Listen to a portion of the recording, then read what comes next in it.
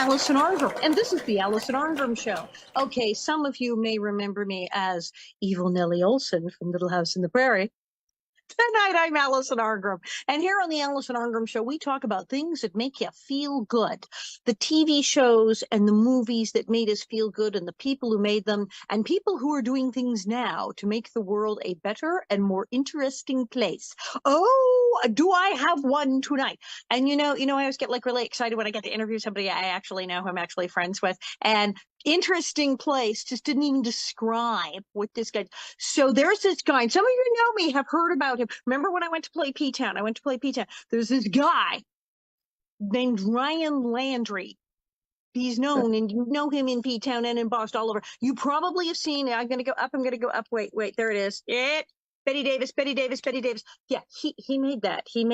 He paints as well as everything from drag queen to rock and roll to producer to writer to star to performer to graphic artist to painter. Okay, he kind of does everything. He's John Waters, Andy Warhol, and Leonardo da Vinci in drag. Just trying to, that's the closest thing I can come up with. The guy's a genius. He's out of his mind. I love him. You will love him. Ryan Landry. Yay! Hi, everyone. I know I'm so lazy right now, but I did a lot of drugs last night. In his Elvis shirt, picking his teeth in front of a starfish. Yes, hi, this is Ryan Landry. This is where you create. I have seen you on this bed with the tape. I know. Well, this is where I write all my plays. I write all my plays, and I do all my graphic stuff here, and write songs here. Everything. You do literally. Okay, I met you in P-Town. I came to do my show, come to comedy in P-Town, and they said, "Well, you're going to meet this guy Ryan Landry." And right now he's producing a show. That was the year you did The Birds. It was a takeoff of Alfred Hitchcock's The Birds, and he's doing The Birds, and you'll meet him. And it was like, talk about down the rabbit hole. It was. I met you, and I saw that show. An all-drag version of Alfred Hitchcock's The Birds, and my mind was blown. And I saw everything. I've been to see Space Pussy, and I've been to see everything, and now I'm like, and I have one of your paintings. To even explain what you do we call you a producer? Do we call you an actor? Do we call you a drag queen? Do we call you a rock star? What do we even call you? Oh, you can call me anything. I mean, people have been calling me all sorts of things for decades. I don't know, I guess it's just the thing where it's like, I always think that creation is the only way that saves you from really thinking about our existence on this earth, on this planet, and what our purpose is. And so I just always wanted to have a purpose, and so I didn't want to limit my purpose to painting or writing or singing or whatever. So I just decided that I would try everything. Now, it's so funny because I've done all these things in theater and the painting and all that nonsense that we've already discussed. But the thing is, I have not run into a lot of people who do film, which is so weird. I know a million musicians, but not a lot of film people. And of course, I don't live in Los Angeles, but I've always wanted to do an adult puppet show. And I have it written and everything, but I just don't know any film people. It's so weird. And it always seems like what really will light a fire under my ass is if I know someone and say, "Hey, like Fred, when are we going to do this film?" And, but if I don't see them, then I just go, "Hey, who wants to buy this painting?" Or, "Hey, let's get together for rehearsal for the band." You know what I mean? So I just sort of float around and just whatever's in front of me, I try to work on it. That's all. Which you oddly seem organized by the end result, because, oh my God, you do so much. Yeah, so you mentioned the puppets, and I was reading that in your first drag shows, when you first started out, and by the way, according to his bio, he started doing drag because there was $100 prize every week, and he figured he'd just win every week and live off and that. I did. And you did. But that's not because I ever looked like a woman in the least. I mean, that's why I don't shave my legs, Alison. I don't shave my legs. I mean, if the face isn't fooling them, why bother with the legs? Yeah, and I've seen you. No, you don't. You look like you. Yeah, look like me. So, but the reason I was winning was because, say, I would do like Destination Moon by Dinah Washington. I don't know if you know this tune, but it's absolutely fantastic. You will love Dinah Washington, everything about her. Anyway, she does this story about going to the moon. So I would build a giant cardboard rocket and I would rig it to the ceiling, and then I would have a picture of me slapped into the rocket because couldn't go in a cardboard rocket to the ceiling, and then I would just pull it up. So I was like, I was going to the moon, and then the moon would come out, or things like that. So I would build all this stuff out of cardboard. I had no money. I would just paint it with poster paint because I think I see things cinematically, and I think most people do today. I think the way people thought when it was nothing but books is very different than our thoughts today. Now, of course, now I think everybody's thinking digitally or whatever that means, But back then, I wanted to make it like a movie. And when I do my plays, quite often, I do miniatures, meaning I use Barbie dolls as the actors. I dress them in their exact outfits, and I put them in. If it's like Gone with the Wind and Tara is burning, like I've gone so far as to actually light things on fire, but I don't really do that anymore. According to your bio, you were thrown out of one establishment you've been performing because the pyrotechnics you set the because place I on set the pyramid on fire. fire. But the reason I did that was because I was jumping through a flaming hoop that night, and Because of course, always hung my flaming hoops up by a wire coat hanger, because the Pyramid, which was a legendary club in New York, had a very low ceiling, and it had a little sort of like metal thing that was up at the ceiling, which was holding the false garbage ceiling up. And so I could take my little the coat hanger and put it up there, and then the hoop would hang off that, and then I would douse it in lighter fluid, and then I would light it, and then I would dress up. Well, was already dressed up as the Flying Nun, and then I would fly through it, and I would dive into the crowd, and the people would carry me all the way to Avenue A, and that became this tradition thing. But this one night that I was setting the hoop up, I hung it from the ceiling. I didn't have a wire coat hanger, so I used twine. Now, why I would use twine is because I was so hungover from the night before, and I wasn't thinking. Well, of course, when the hoop went on fire, it burned through the twine. The hoop bounced off the stage. It landed in the crowd. It lit this girl's dress on fire. Everyone started screaming. They brought out the fire extinguishers. Everyone was choking. We all got out to Avenue A. But after it cleared out, we finished the show. But no more fire hoops after that. Yeah, and people tuning in going, wise man in an Elvis shirt talking about being the Flying Nun leaping through flying hoop. He is not making this up. This is not some weird therapy. This is a typical thing for him. Well, you had to have a gimmick back then. You had to have a gimmick. And if you don't look feminine, you got to do something. When I saw the Birds, an all drag version of the Birds, and it did the beautiful which was suit called the Gulls. The gulls, and there's the Tippi Hedren suit and everything, but like birds stuck on it, and the puppet birds. You have endless puppet racks of puppet crows. Can we talk a little bit about those bird attacks? Because I really do want your viewers to I want to explain it to them. We'll never do the show again because it was so expensive to do, but it was great. All right, so everyone, you all remember when the birds come out of the fireplace in The Birds. You remember this? They're all in the cottage. They're all scared. And then 1,000 birds come out and they attack them all, right, from the fireplace. So I said, we have to have this fucking attack. This has to happen. So I was like, how are we going to do it? So here's exactly how we did it. We had the set was a fake fireplace, of course, with a mantle picture above it. Behind it, there wasn't much room. But you know those things that you put in front of the fireplace that sort of hold the logs? They're called andirons. And they go forward like this. Okay. So and then sometimes in some fireplaces they'll have a metal piece that goes between the andirons that keeps the logs from rolling out onto the carpet and killing everyone. These are usually in Victorian fireplaces. So anyway, I built that. And the reason I had that thing blocking between the andirons was because what I had done is I had sewed an actual 1,000 birds. They were the plastic kind, the kinds that don't weigh anything, the kinds you get at Christmas time, but they weren't the white ones. They were actually little like sparrows. They were beautiful, such beautiful birds. And so I sewed them all into a fishing net, and I rolled the fishing net up. Okay. So this 1,000 birds is rolled into a fishing net behind the andirons. When the sound went like that. Then two tech people pulled the strings really fast. And what happened was, if you're looking at the fireplace like that, the rolled thing was pulled to the ceiling like that. So it created this thing. So then that wouldn't have been impressive if you pulled it tight, because all you're going to see is 1,000 birds in a fishing net. But if you use a strobe light with it, where they can't catch the netting of the fishing netting, and you have the actors underneath the attack, meaning above their heads, hitting the net with the birds on it at the same time with a strobe light, I fucking guarantee you it will look exactly like the movie. And I wish I could show you kids footage of this, because it's one of my proudest moments. But there was I'll tell you one more bird attack.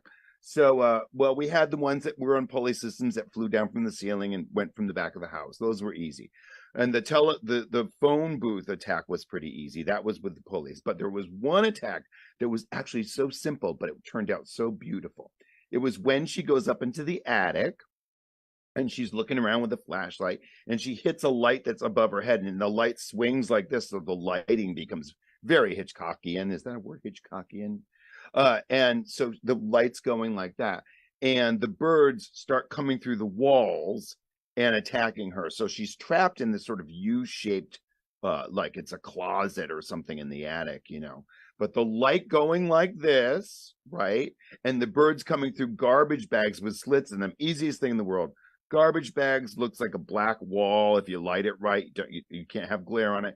And then you have slits, and those fucking birds coming through there and attacking her. And people were screaming. One woman was like sobbing. She was like, she got so worked up over it. Oh, I want to tell you one other story too, because there's so many orphan stories to tell you. Okay, so we were doing Dragula one time, right? Now, I have to say, orphans. He said orphans because your group of merry pranksters, as it were, the people like John Waters have this little group. This group you have, they're called the Gold Dust Orphans. Yes. Which is just the greatest name. And it was really weird because when I met you and I found out it's called the Gold Dust Orphans, I went like, because my father left the farm at like 14 to go become an actor and theater producer. And he went to Vancouver, became a successful theater producer, and he and his friend Stuart were referred to as the Gold Dust Twins. And they were both orphans who had been in foster care. And I was like, wait, the Gold Dust. Did you know that the Gold Dust Twins actually existed? But they were two black kids, and Gold Dust was a soap powder, and the Gold Dust Twins were their mascots. And so you are literally the only person I know who would know this. I know this, yeah, because everyone always gives me stuff from Gold Dust soap powder that would have, and it was it's a racial thing, so it's not something I'd like hang up on the wall, but I do know who they are because the Gold Dust Twin. So okay, so the other bird story, because then I have one more thing to say about the birds, because it was so impressive. Okay, so yet another bird thing. Okay.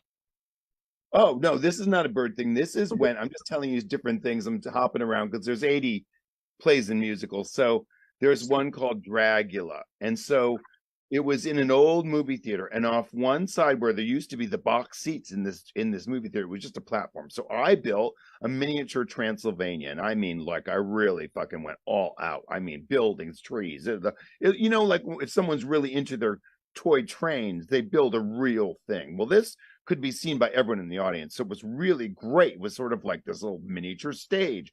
So I put a nice, big, healthy toy train up there. And I was like, and when Jonathan Harker is saying in the thing, I went to Transylvania on a train that evening to see Count whatever, that kind of thing. It's in every Dracula story that's true. The Bram Stoker thing, it's in everyone. So I had to have a train. I had to have a train because during that monologue of like, I didn't know what I was getting into, to say, I could put the spotlight on the train and it would sort of be cinematic, and it would look. Hitchcock did this all the time with like the lady vanishes and stuff like that. And even in 39 Steps, he's using miniature sets when he's panning sometimes. Anyway, there's trains going and the audience is loving the show, but the fucking train went off the track and the place was packed. So sitting right below this thing was this lady, and first the locomotive hits her, then the next car hits her, and the next, and she's just can't, and she's freaked out, and but she's laughing, but she's in pain, and she's bleeding, and the cars keep landing on her. She didn't sue, thank God. I was going to say, ah! Yeah. Let's see. Oh, another one. Okay, so you know The Exorcist? Right. Okay, so we had to make the little girl levitate, but we didn't know how to do it. So I had a hydraulic lift because someone gave me a hydraulic lift. Because you just happen to, of course, have a hydraulic lift. Yeah, because they moved to London and they weren't going to use it anymore, and they were using it in their drag act. So I used it. So I built it into the stage inside, so underneath the floor. Now, So which theater is this? This in P-Town or Boston? This in no, P-Town? this is the machine. This I is know, in machine in Boston. Boston. This is that Yeah. machine in Boston, the club. Yeah. Oh my God. All right, so the girl's laid out. Okay, she's actually 10 years old, and she's laid out. So if you're the audience, she's laid out like this, so you can see her like a side view of her. And it's a good night, mommy, and all that other thing. I played the Ellen Burstyn role, the mother, so I put the blanket on her. And she had been having these devil spells before, and it was finally a calm night, and I thought I could chill. So I walked out of the room. So then she began to the exorcist, what's the word? The possession started taking over. And so, but what we did was the hydraulic lift was built in the back behind the front wall here. She's laying down. The blanket's on top of her. The blanket is covering a board that is part of the bed. So when it goes up, the blanket's covering any apparatus here. Like so almost a standard magic act, like almost but one of how those. do but how do you get her up there without touching her? How does she float up, right? So the hydraulic lift had like a fork thing on it that I did, and what I did was I made her bedroom walls black and pink stripes, because the black stripes were not actually stripes; they were rubber things that you'd use for a screen door to make sure the water doesn't come in. And so the lifts were hidden in that. They never fucking understood how it happened. They were all screaming. So yeah. So these are the things I'm most proud of with the orphans. Are how did you? Because I'm reading like, okay, your initial you were literally being raised by your aunt and uncle in what was a house, but a converted chicken coop, literally, right, as a child. Okay. So it was a chicken coop when it was first built. And then these chicken farmers must have got some big loan, or they must have got something, because they decided to build a giant chicken coop. So they went across the street into this farmland, because it was like in farm area. It was Durham, Connecticut, which is very, farmy and very country, rural. And so they went over across the street and they built this giant warehouse, like almost as big as my high school chicken coop, right? And so their old chicken coop, they decided they would make it so people could live in it, and the rent wasn't expensive. So my parents moved into this converted chicken coop, and they really didn't have, it had water and stuff, but it was not fancy at all, as you can imagine. But I grew up during those early years constantly listening to chickens all the time. And I'm not talking like 10 chickens down on the farm. I'm talking like thousands and thousands and thousands of chickens squawking and screeching at all times. Oh my God. And for a child's development. Just charming. And then you went off to the streets of New York, and then you entered a drag contest for the money, and then you somehow created this entire group of people, this thing, the Gold is Over, and this whole theater community. And it's very similar to like John Waters and Divine, their weird little group.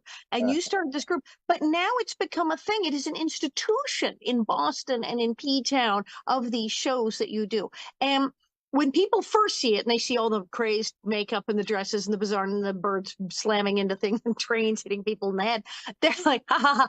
But I was there during a rehearsal of The Gulls. And I had, like I said, I had just met you, and your reputation was such in P-Town that you picked me up on a bicycle. I remember you picked me up on a bicycle to go to the club. I said, a dress. You're like, get on. And when I said I was staying at your house, I had people say, are you okay? Can we get you a hotel room? They were afraid of you. They're like, why are you staying at his house? I'm like, what? Well, sometimes it's best to keep them that way. Better sometimes to have these people fear. But I go to this rehearsal of the Gulls and I'm going, okay, is this man mad? Is he a genius? He seems nice enough, but he does seem really strange. And look at all these weird things that are happening. And then I'm watching the rehearsal and it's like the dress, like right before opening. And then you stopped them all and you sat there and sat them all down and told the actors, you said, now, I want you to play it essentially straight. And they went, what? He said, yeah. You're already in a dress. You're already in insane makeup. You're already in insane costumes. The thing's already crazy. You don't really need to do that much. He said, the show, the reason the Birds, the movie works and this works is people were afraid. They were genuinely afraid. It had to do with science leaping ahead and people not understanding what was Oh happening God, in yeah, it's the all about, environment. yeah. Like this whole apocalyptic fear of what is going to Oh happen to yeah. us. And go with that. Go with that. You are really legitimately afraid, and this is all really happening. He says, because you're already wearing a wig and a dress and the shoes and the thing and the crazy makeup all over your face. You don't need to like go, oh, look, they'll get it. I want you to play this straight, like you're really in the movie and you're really afraid for your lives. And I was like, oh my God, the guy's a freaking genius. This is insane. And they did. And it was the most mad show I'd ever seen. Well, that's I mean, I try to tell them that a lot. Sometimes I get these people who think they're funnier than I am, which is unfortunate. And They don't impossible. they don't last long.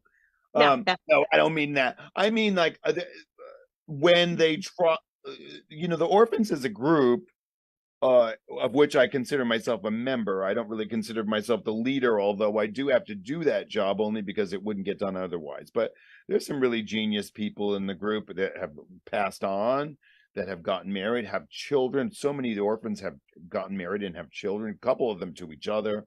I mean, it's really some deep roots of what we've done over the years. And I mean, I've won some awards. I'm pretty proud of what I've done. I do think, though, I want to move into this filming stuff, and I'll tell you why. Because, like all those plays, Allison, they're gone. I could do them again, but oh my God, I don't think I'd have the energy to do what I used to do. But with filming and stuff, I'm sure many of your viewers, love TV, they love movies, they love all these things. So they understand that those things last so much longer. Today every drag queen's trying to get on RuPaul's Drag Race, which I guess would be a smart idea if I was 20 years old, because getting on TV, that's what means something now. But back then, we actually believed in things like it could be anything. It could be a television commercial, or it could be a major opera. But if it really touched us, we really were into that. It wasn't about the fame, it was about how genius this dumb Campbell soup commercial was, or how genius, Mary Tyler Moore was, or I don't know. Or Casper. How some things stick with you. Some things, Right? they don't have to be Bernard Shaw to be absolutely brilliant. They could. Brilliance, I think, has to do with, do you touch people's souls, minds, or their feelings that they're okay in the world because they understand this thing. Well, I This is love what I hate about there's a modern quote art. where you talked about that you didn't want to just do the boring drag. You wouldn't just want to be, oh yeah, everybody's Diana Ross, everybody's Barbara Streisand. We wanted to dress like Queen Elizabeth and have her reciting cookie recipes while sitting on the toilet. That Yeah, it was to go outside of the normal, here I am get being that. pretty Yeah, too. What can I do that's weird, that turns things upside down and inside out and strange? yeah, yeah.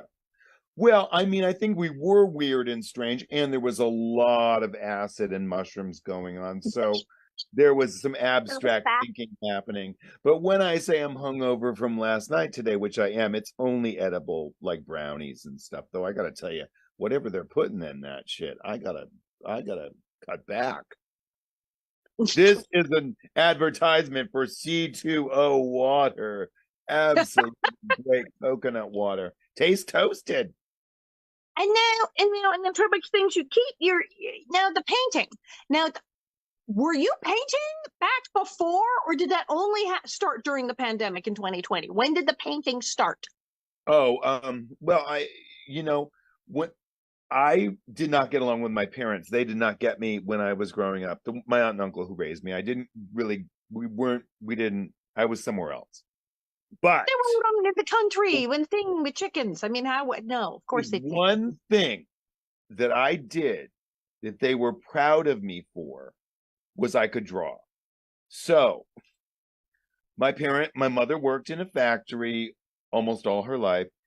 She would never understand even the concept of art. I mean, she might put something up on the wall if it's like an old barn because she saw it at Kmart, but she wouldn't, it wouldn't be like a critique of art and what do you feel. It's like it's a barn. But she would bring home these pictures of like Santa Claus like fucking elves at Christmas time and go, "Can you draw this?" And it wasn't weirdness. She just didn't see the difference between that and Modigliani. Like she didn't see the difference. She didn't see the difference, right? I mean, she didn't see the sexual. I mean, I think my father started talking to me about sex when I was like 6 or 7 years old. Yeah, but it was never. It was just they were just from the backwoods. I mean, people. My aunt got married at 12. I mean, like I'm talking my great aunt, like much older. But it was Maine. I came from white trash and the friggin' woods of Maine. What do they do for a living? They cut down logs, and logs were hauled out by horses and then trucks, and so they were no bullshit, and and no frills. Anyway, when I would do these exactly as she had brought home to me, she would run back to the factory the next day and she would show, "Look what my son did." Oh. She was so proud that I was drawing pictures of Santa Claus butt fucking elves. But this was what was being handed around the factory as a joke, and she thought, "Oh, this is a drawing." I bet he can do it. That he can draw that.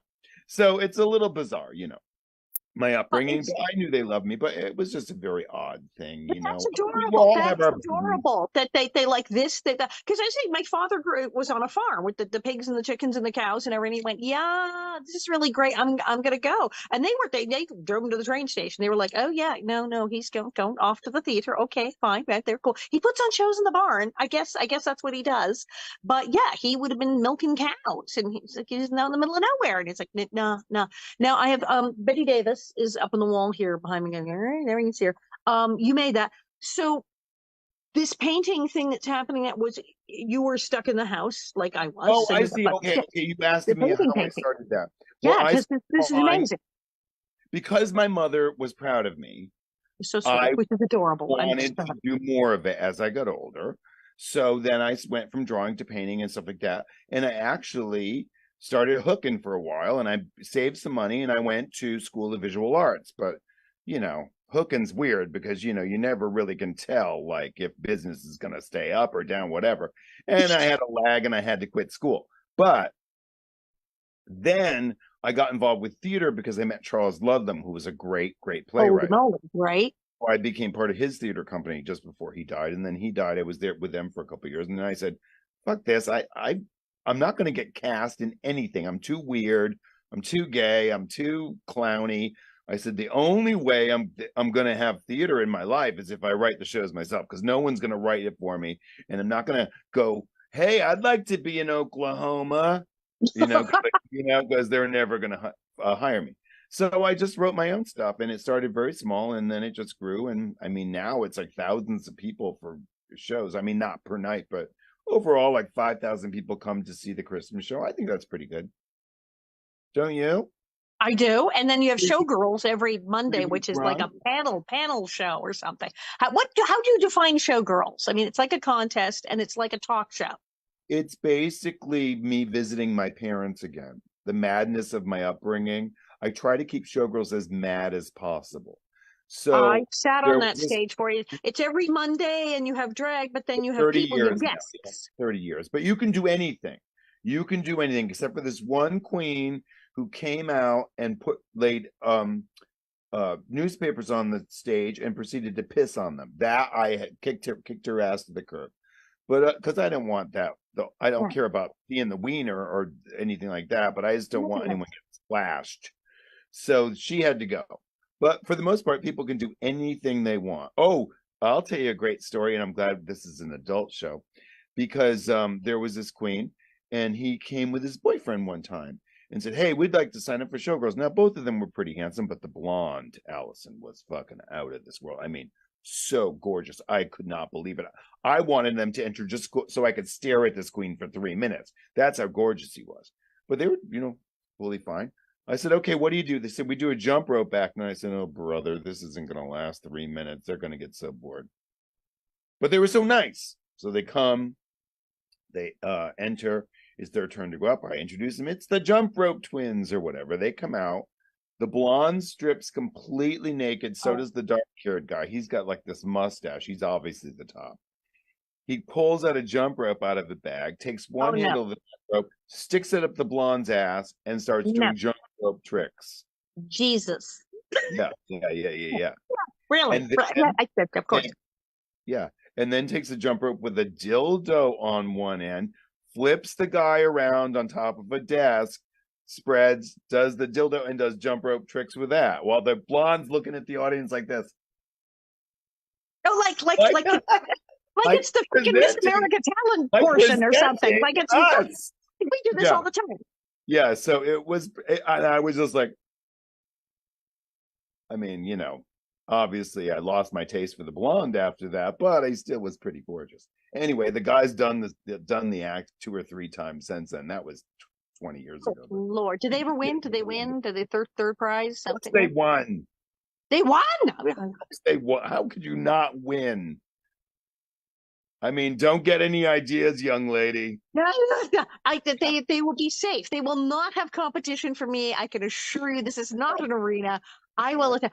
Good God. But I got Showgirls. You get a panel. You have celebrity guests sitting on the stage discussing this thing. And then these people come up and they do their couple of minutes. And there's a prize. There's prizes. But it turns into almost like this, like you said, like this visiting, like the visiting with the family talk show. It's so bizarre.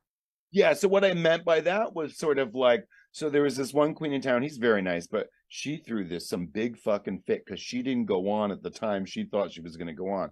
And I had to go back there and lay her out in lavender and be like, "This is Showgirls. Don't tell me that you need more communication. When I call your name, get out there." You know what I mean? As compared to this micromanaging of every moment. I keep it as loose as possible. I'm like, "All right, next. And then the audience likes them or doesn't like them. And hopefully they like them. And then they win the money. And if they're like last night, 2 people had to split it because they were both great. So you never know. Oh, but you know who Roddy Bottom is from Faith No More? You know that band Faith No More? Yes. Yeah, he was in the show last night. He didn't enter though. Oh, you didn't enter. Okay. And then you have Space Pussy, where you actually have a rock band and you sing. Yeah. That's just Space Pussy is real. See, the Space Pussy is just like Showgirls in the sense I try to get everyone together. And what I do is I go around town and I meet people. I know so many people here. And I'm like, "Okay, this dyke's pretty popular. A lot of people like her. So I'm going to ask her to sing because she may not be the greatest singer, but she's likable. And I know that a lot of friends are going to come and see her. So, you know what I mean? And then I go, this straight guy over here is nice enough and he never gets, weird with the gays and he's always sweet. I think I'll ask him because he's got a lot of girls like hanging around him. You know what I mean? I saw you at Halloween. Gordon Gano from the Violent Femmes was there. Yeah. He's played with us a couple times. He plays that electric. He has this new violin that's electric. Yeah. He plays. And he's sung songs. Unbelievable. So you do all of these things are happening at once, and then so with the pandemic hit, and you started going full speed ahead for the painting. The pandemic hit, how did this start?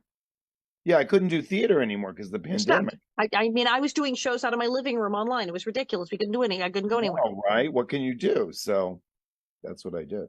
Are you back to doing shows? What's going on with you? I want to hear more about you. I am. I'm going to be in New York. I'm at the Laurie Beachman, and then a thing in Rochester end of September, and then I go to France again. Are you working with Chip Duckett? Yeah. At Laurie Beachman. I haven't been there in a while. I have to go over there. Yeah. Well, you come on over. I'll be in town. But so you started these paintings, but like it's not just like paint. Like it's amazing. Like the Betty Davis. I mean, this is incredible stuff. And you've been selling them. They're in galleries. It's like a huge thing. And you did do a painting of me. You did do a painting of Nellie in the wheelchair with Laura, which got bought like immediately. I didn't even get a crack. Nellie it was like that. It's sold. Yeah, I wish I could show it to you. So it's Laura, and you can't see Laura's face, but she's going to push Nellie, and you can tell it's by a cliff. And It's in the Nellie's blue dress crying. and everything, the chair. And Yeah. it's real. It was really during the heaviest part of the pandemic when I felt like, oh my God, like, remember when 9/11 happened and we're like, oh, now the Pentagon's hit. Now this is hit. Now, and you feel like, okay, thought the end of the world was coming. Here it is. And so with the pandemic, I felt the same way. I was like, here comes the end of the world. And so the image that came into my mind was even Nellie Olson, as rotten as she was, just was going like saying to Laura in the painting. That's what I wanted the painting to say. Just push me already. Just get me over this fucking cliff. That's why it's called Nellie Gives Up. Nellie gives up, and it just is the look of resignation. The look of resignation on my face. Yeah. Yes. And And I there's have Betty. actually a picture. There's actually a picture that exists from the show of you with this very not give up look on your face, but it's you had such you still do, but I'm saying on television as a child, you had this look on your face where you could look and it was the most serious look. It was the deepest look. And that was that moment with Laura had her head down and she was pushing you, and you could see, didn't she push you down a hill or something on your It wheel? was right next to the mill and went right down the hill into the pond at the bottom of the mill, the filthy, dirty, disgusting pond. Yes, yes. Yeah, that's the picture. Because of course you weren't here to model for it, so I had to use a picture.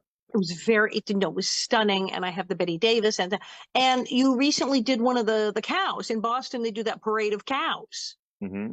You did a cow for Dana-Farber Jimmy Fund, and so they asked me to do a cow. The cows are life size, and you can paint anything on them that you want. And since it was children for children with cancer, I thought about it. I was like, they must get 1 million flowers. Like what else can you do while you're hoping and praying that their kid's going to be okay and they're going to make it and stuff.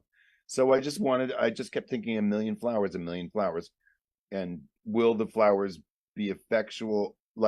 Is it effectual to give people flowers? Is it just an outdated custom? Is it something that brings hope? And there's questions in there. So I just kept thinking, so I painted 1 million flowers on the cow. But it's sold. But it's all sold. That's money. And that made 25, I think, $1,000 for Jimmy Fund. Not bad. No, that's huge. I mean, but you've now been studying art. I mean, before they said you were this, mad kid off the farm who started this whole thing, but now you've been to Italy, you've been studying art, and you've become Florence like Academy. This real painter person. Mm-hmm. Florence Academy of Fine Arts, beautiful place, just great. And I mean, I love living in Florence. Oh my God, I wish I could show you my apartment that I'm living in Florence next year. You won't believe it. You have to come over. I'm telling you. I have to come over to Florence. I have room for you. I have an extra room. It's in an old mansion, Alison. It's in an old mansion, and nothing has changed since 1880 or something. It looks like there's no modernism in it whatsoever. Of course, it's got running water and all those things. It has all the things, but the ceilings are all painted. They're actually hand-painted ceilings. And the furniture is antique, and it was not expensive. But I'm not going to tell people about this too much, because then all your viewers can get it, and then it won't be available to me. No, don't tell it. I'll tell you. No, the place I saw in P-Town that was built in the 1700s. Are you still living in that? I'll be dying in this house. That's the house I'm in right now, Toots. 1700, and the ceilings were low because people were tiny in the 1700s, and you are not. No, I'm not so tiny, but I think they say you shrink as you get older, so I'm hoping it'll all work out. You're like, what? Oh God! In the way to the bathroom, there's a little sign that says "head," and people call the bathroom. I have to go to the head, which is the bathroom, I guess, in naval terms. But I put it up there to remind me: don't bang your head. Now, you did regular, quote, legit theater in Boston. I remember a while back, years ago, when I was down there, you did Turn of the Screw. You've done regular theater in town. which Yeah, freaked I mean, people out because they're like, wait, isn't he the crazy guy from Yes, but watch him do this.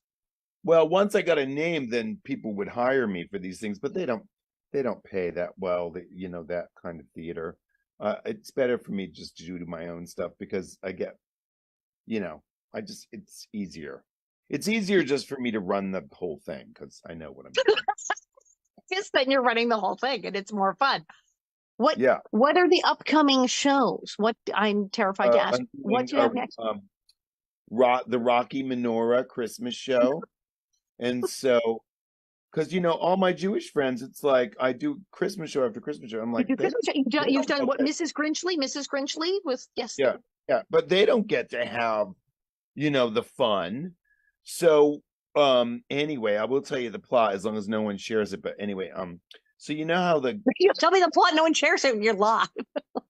yeah, but well, I know, but Anyway, I have to tell you because it's Okay. so funny. You know Marjorie Taylor Greene and all like the Jewish space. Yes. Okay, so she's got, how they have those laser guns at the end? Well, those are the Jewish space lasers The that Jewish space, of course, the Jewish space lasers. and Riff Raff have.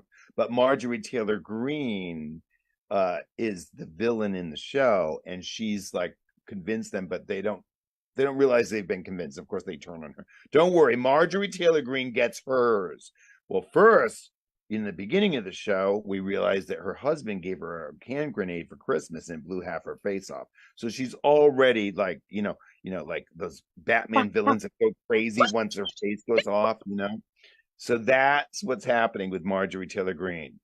But believe me, she gets hers. This is like a typical show for those of you not seen a Ryan Landry show. This is a totally normal like And plot rundown. Like Brad of and course Jen this are happens. elves. Yeah, Brad and Jen are elves. Brad and And Jen are else. Dr. Scott is Santa Claus, of course, and Eddie is Rudolph. So, like, Mrs. Grinchley, who plays the Frankenfurter role, has to kill Rudolph, just like Frankenfurter killed Eddie, and then they have a venison for dinner. It all makes sense once you see it. It will all make sense. Now, I saw you working on a Christmas show one year. You were getting ready to do a Christmas show, and you were on the bed with all the stuff and the dogs and notebooks and pens and things happening.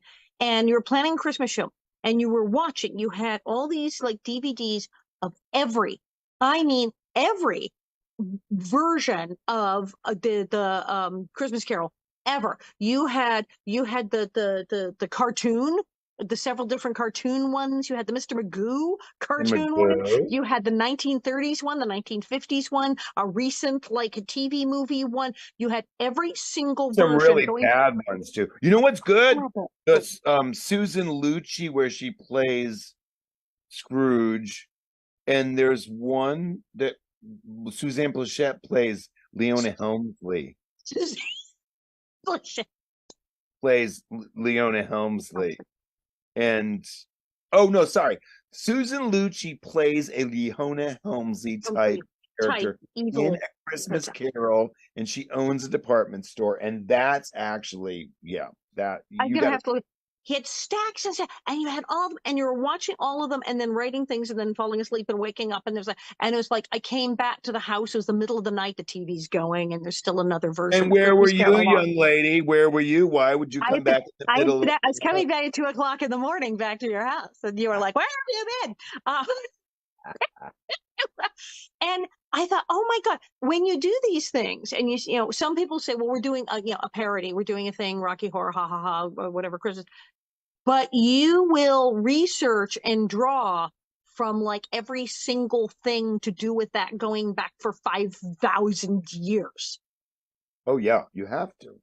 Because then otherwise you're just copying somebody else's stuff. But if you see, I believe in the great junk pile of creativity. And I feel just like plastic razor blades and all these things, that there's so much beautiful art and stuff. Not that plastic razor blades are beautiful art, but just stay with me.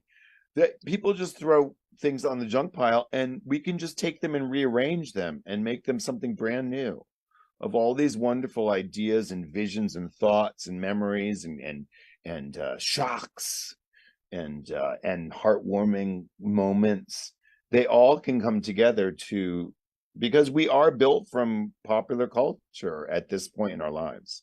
You know, we're not It's really all the built. things we grew up on and watched. They're all in our head, and they all sort of like, so They it's almost still like in a dream state. They all start mixing and melding when we're asleep, and this is like what comes out. right now. See, we were just this comes full circle of what we were talking about at the beginning about the fact that people, when they read books, it was a different way of thinking, but they did the same thing. I mean, many poems are based on other poems where they're taken from different poets, and they're, I mean, Charles Ludlam, again, someone we just already mentioned, he would take a bunch of words, he would write a bunch of words out, he'd put the dictionary, put them in a hat and throw it in the air, and they'd pick them up, and he would write a play from meaning, catnip, next one, garbage disposal, next one, President Kennedy, and because why? Because to free the mind. Because when you get too into wanting to please people, you tend to go with total formula, and all creativity bleeds out of it, and it becomes, what do you call it when there's no blood in it? There's a word there. I call myself a writer. There's a word, Bloodless, lifeless. Yes, it's bloodless, it's dead. bloodless.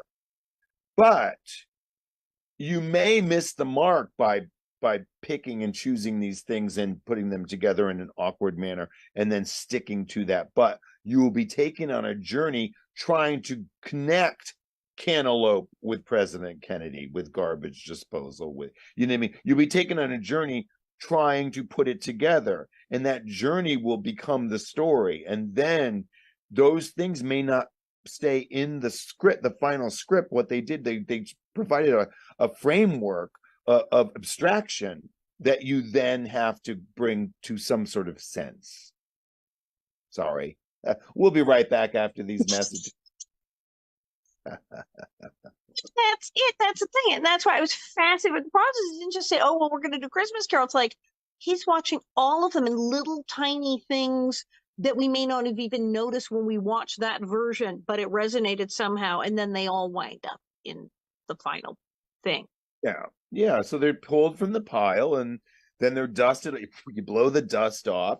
It's like a glass menagerie. You just take these little moments and you put them on a beautiful shelf, handmade, I hope. And you put them on, you dust them off, you shine them up, and you stare at them. And before long, those horses will move. Or those, the giraffe will turn his neck and look at you. And I'm not talking about like, this is an acid trip. I'm talking about the human imagination, which is far more vast than most people allow themselves to experience. True. So now the only thing you haven't done, as you said, is film. And now you'd like to make movies. I would like to make one movie. I have some money put aside for it. And I mean, it's not going to be an expensive movie, but I have enough to make, the way they're making movies today on their iPhones. I'm sure I could, but I don't want to do it crappy. I need somebody who's professional. But yeah, I want to do that because I know nothing about the film thing. I bet I would know how to edit it moment by moment because I'm such a film freak and I watch editing and how it's done. But I've never physically done it. But you started a lot of things where you didn't know about it before, and then you did it, and look where we all are now. I know, but that's why I don't like videos. I won't allow my shows to be videoed. I'm sure they're out there, but they shouldn't be. They shouldn't be. And the reason is because unless you've got 3 cameras and you've got like total sound set up, it's not going to fly. It's not going to sound good. It's not going to feel that's live theater can't die. We just have to be more inventive. Right? And it's not the same. People say, well, I just want to watch a video of the play. No, actually you don't. No, you don't. You want to be there and you want to get hit in the head with a locomotive train. Locomotive to come off the track and smack you in the face. Oh my God, that. But of course, then that woman could tell all her friends I went to the show and I got hit by a train in my face. Yeah. And then look at it. Sweet afterwards, she even bought a T-shirt. Of course, I went to the show and got hit by a train. Should have been. Can you believe I didn't give it to her for free? I would think you would have given her like a piece of the train, at least one of the cars to take home. So I needed it for the show. So where do people find you? What is next? What is the next thing happening? And where do people find you? They can look Showgirls for you every online. Monday. You have to get your tickets early. We sell out every week. Space Pussy's playing August 30th in town, and then Halloween. Which is huge. I'm going to New York. I'm playing in New York on the 20th for a show called Rotten, Rotten, Rotten. And Oh, wait, that's this month. Rotten, Rotten, Rotten? it's July this 20th. month, Great, and great, great. it's all performers like Jackie Hoff. You know Jackie Hoffman is. She's been in a million things, in Broadway and stuff. Anyway, bunch of us are getting together and we're doing our biggest bombs. So just like what's happening here, they start saying, all right, now where did you first do this number? I first did it at the Ladies Auxiliary meeting in Wichita, Kansas in 1998. And did you, and I understand that you failed. Yes, I failed miserably, and I would like to give you and then you do the number, and then after the number, they go, do you think you failed as miserably tonight as you did the first time you did this number? So it's all like, this is the worst thing I did, and we're gonna like see if we can't do it, try it again. Oh my God. Well, Okay, so I think it's hilarious because I love it. So the audience is going to be like, booing and hissing, and you're going to be laughing because, see, when that's the thing that so many performers should be able to do is to laugh at themselves a little bit more. I know you and I can do that, but there's a lot of people that take themselves way too seriously in show business. You know this. hello. So Rotten, Rotten, Rotten, and then Space Pussy's coming up, and then of course the Christmas show, which the Hanukkah show this year, Very excited. You have a website. The one Ryan Landry is Ryan Landry. We can read about RyanLandryFactory.com. Factory, like Andy Warhol, Ryan Landry Factory, and they can buy your painting. They can buy paintings and buy things. Everything is sold, but I'm going to be putting some new ones up soon. Okay, but, and you have pillows and T-shirts and stuff. They can get some of the paintings. Yeah, they can connect to the merch, and they can get bags and slippers and bathrobes and condoms and Q-tips and whatever they need. Suave lotion. I don't care what they need. They can get it. Thank you for coming on my show. And because I just thought, no, people don't know. They have to see Ryan. I hope someone watches this and calls you up and says, let's make a movie, or let's at least make a documentary of your life, something. Oh God. And please, everyone, go see a Ryan Landry show and try not to get hit in the face with a tray. Yes, please don't.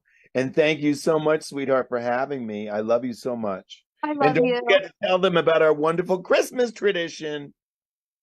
Yes. You always send me a can of cheese. I send you cheese. You send me beginning of December, late November, a picture of you with the empty can holding a fork and crying. You sent me with a fork crying with the empty can. I send you, and then you send me these incredible. You sent me a chicken pot pie. You sent me a collection of gourmet beans. You've sent me dog made of flowers. Amazing things, like you've sent me the most gorgeous stuff. Thank you. And Christmas, we will do this all again. We will get you more cheese. All right. Yeah. Bye, Mr. Tony. This is Ryan Landry, and I'm Alison Arngrim, and this is The Alison Arngrim Show.